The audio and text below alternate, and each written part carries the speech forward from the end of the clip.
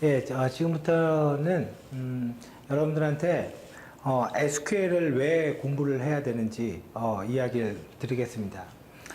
일단은 SQL은 모든 거의 기본이에요. 그러니까 소프트웨어를 개발하는 거는 당연하고 데이터를 분석한다거나 요즘 뭐 빅데이터, 머신러닝 뭐 이런 말 나오죠. 예, 그런 것들을 하기 위해서 SQL은 가장 기본적으로 알아야 되는 거고, 그리고 또 하나는 정보 보안을 할 때도 SQL 인젝션, 뭐 블라인드 SQL 인젝션 뭐 이런 것들이 있기 때문에 이런 것들의 구조를 알기 위해서 당연히 SQL은 공부를 해야 돼요. 그러면 뭐 이쪽에 보면 뭐 SQLD 책이 있는데, 사실 이 책은 뭐 이제 시중 서점에 나와 있죠. 나와 있고, 이 책의 내용은 뭐 SQL의 기본부터 활용까지의 내용은 있어요. 그런데 뭐 이 책의 내용은 내용이고, 일단은 잠깐만 보죠.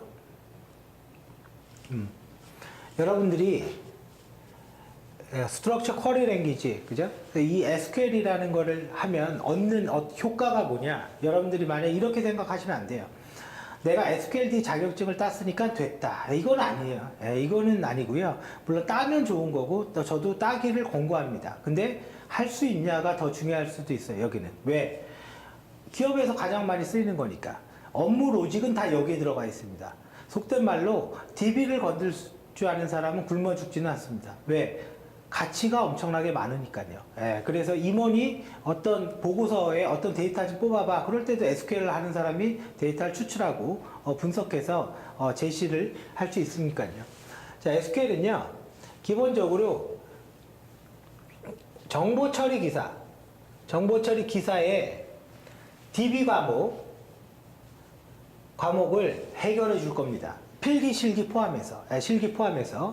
그래서 정보 처리 기사는 여러분들이 그 컴퓨터 관련 일을 하려면 무조건 따야 되는 거예요. 이거는 따도 별거 없다. 그래, 있으면 그만? 아닙니다. 반드시 있어야 되는 거예요. 없으면 문제가 엄청 커지는 거예요. 왜?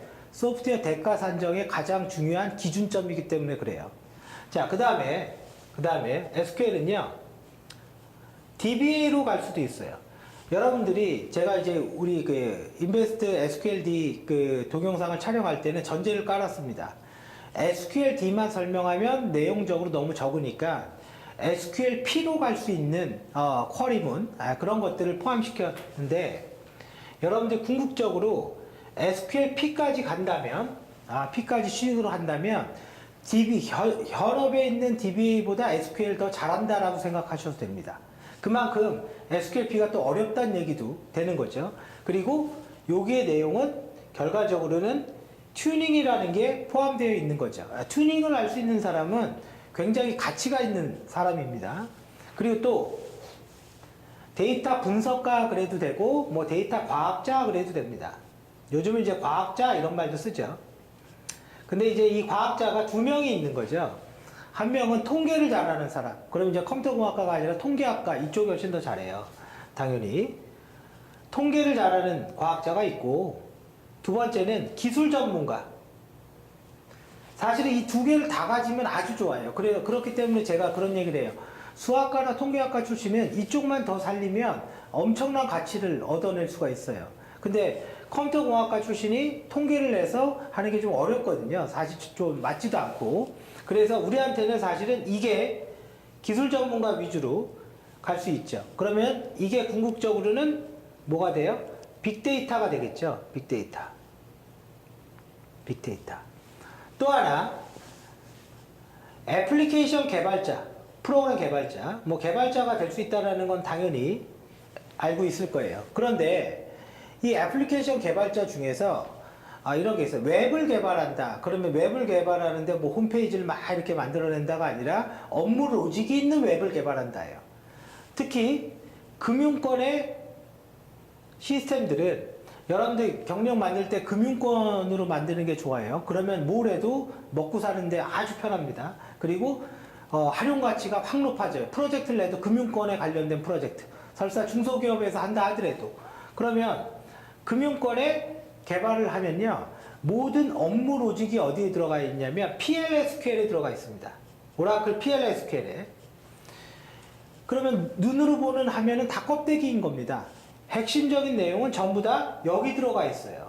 그러면 프로시저나 펑션 혹은 PLSQL 뭐 이런 것들을 통해서 SQL로 이자율을 올려준다거나 우수 고객을 분석한다거나 예금을 한다거나 출금을 한다거나 대출 한도를 설정한다거나 보험급 지급 심사를 한다거나 이런 로직은 100% 여기 있습니다.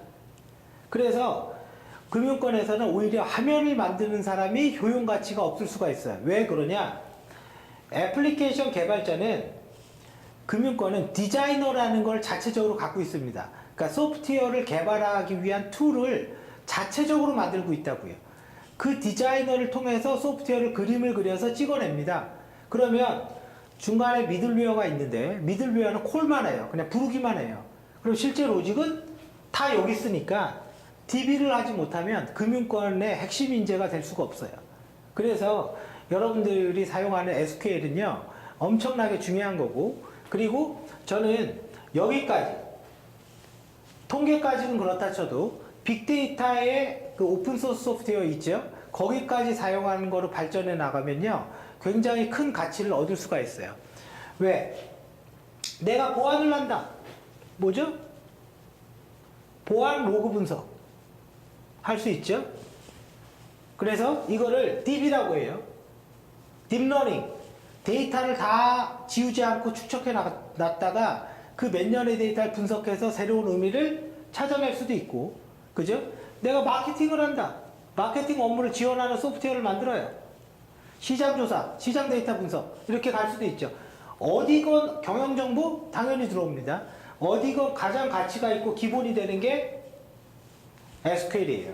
네, 이 SQL이 정말 중요하고 일반 컴퓨터 랭귀지보다도 효용 가치가 더 큽니다. 그러니까 C언어를 못하고 일을 할 수는 있어요. 네, 그거는 가능합니다. 웹을 개발 못해도 일은 할 수 있어요. 근데 궁극적으로 SQL을 못하면 ERP라는 패키지도 다룰 수가 없고요. SAP이라는 패키지도 다룰 수가 없고, 금융권에서 개발도 못하고요. 자바를 못해도 개발할 수 있어요. 서버 쪽에서 SQL 개발하면.